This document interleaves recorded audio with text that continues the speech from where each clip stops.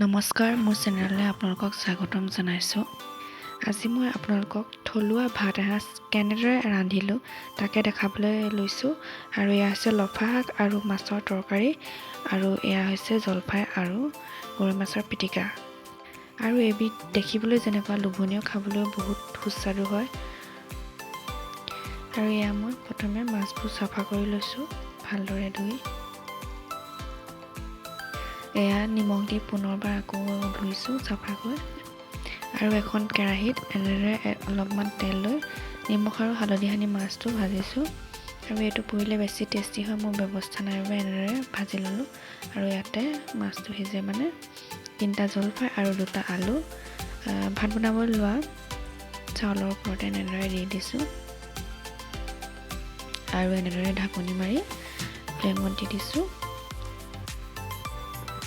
আৰু মাছটো এনেদৰে ইলুটি সিলুটি কৰি আছোঁ যাতে পুৰি নাযায়গৈ। আৰু মাছটো যেতিয়া সিজিলে মই এনেদৰে কাঢ়ি থৈ দিছোঁ। আৰু এয়া কুকাৰটো হুইচেল দিছে, 2টা হুইচেল দিয়াৰ পিছত এনেদৰে অফ কৰি থৈছোঁ। আৰু এয়া এফাল পিঁয়াজ লৈছোঁ, অলপ ধনিয়া, 3টা জলকীয়া আৰু আদা অলপ লৈছোঁ, আৰু 2 ফুটা নহৰু লৈছোঁ। আৰু এনেদৰে ভাতত যিহেতু জলফাইকেইটা দি দিছিলোঁ, জলফাইকেইটা এনেদৰে উলিয়াই লৈছোঁ। এখন কেৰাহীত অলপমান তেল লৈ জলফাইকেইটা ইয়াতে দি দিছোঁ, অলপ ভজাৰ দৰে কৰি।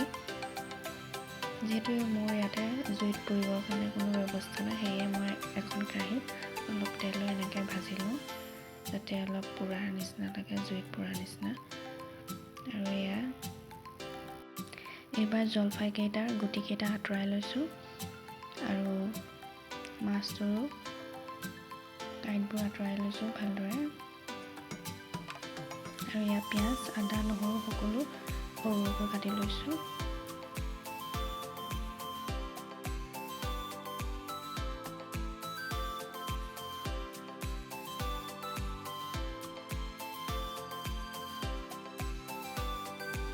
আৰু এয়া বইল আলুকেইটা এনেদৰে লৈ লৈছোঁ। আৰু ইয়াতে সকলোখিনি মিক্স কৰিম এতিয়া।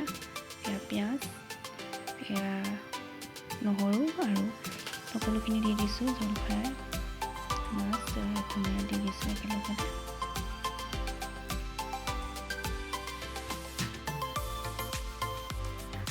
আৰু ইয়াতে মই জোখ পৰিমাণত অলপ নিমখ দিছোঁ আৰু 1 চামুচমান মিঠাতেল দিছোঁ।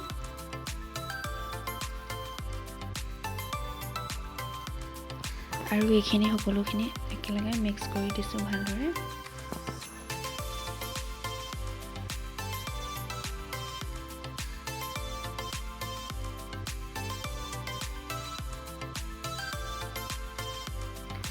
আৰু এয়া মোৰ প্ৰায় মাছৰ পিটিকা হৈ গৈছে।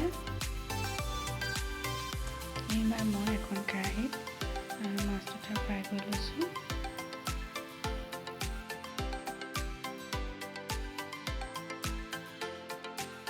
আৰু এয়া মাছ যেতিয়া সিজিছে মই এনেদৰে কাঢ়ি থৈছোঁ। আৰু এইবাৰ ইয়াতে লফা শাক 2ডালমান কাটি লৈছোঁ, আৰু নহৰু 2 ফুটমান, পিঁয়াজ আৰু জলকীয়া এটা, আৰু আলু এটা কাটি লৈছোঁ, আৰু আদা অলপ লৈ লৈছোঁ। আৰু এইখিনি সকলোখিনি ভাজি লৈছোঁ এনেদৰে তেলত। প্ৰথম আলু কেইচকল দি এনেদৰে ভাজি লৈছোঁ। আৰু ইয়াতে অলপমান নিমখ আৰু অলপ হালধি দি দিছোঁ। আৰু ইয়াতে মই ঢাকনি লগাই আলু কেইপিচ অলপ সিজিব দিছোঁ। আলুবোৰ যেতিয়া আধা সিজা হ'ল, ইয়াতে মই লফা শাককেইডাল দি দিছোঁ। লফা শাককেইডাল দি অলপ ভাজিছোঁ, ভাজি পুনৰ ঢাকনি লগাই অলপ সিজিব দিছোঁ। যেতিয়া আলু কেইপিচ সিজা যেন অনুমান হ'ল, তেতিয়া মই ইয়াতে ফ্ৰাই কৰি ৰখা মাছটো দি দিছোঁ। আৰু 1 মিনিটমান ভজাৰ পাছত ইয়াতে মই এগিলাচ পানী দিছোঁ, আৰু পুনৰ ঢাকোন লগাই উতল আহিব দিছোঁ। আৰু ইয়াত দেখিছে উতল আহিছে, আৰু অলপ পাছত পানীবোৰ যেতিয়া শুকাই গৈছে, তেতিয়া ইয়াতে মই অলপ ধনিয়া এড কৰি দিছোঁ। আৰু এয়া মোৰ প্ৰায় হৈ গৈছে আঞ্জা।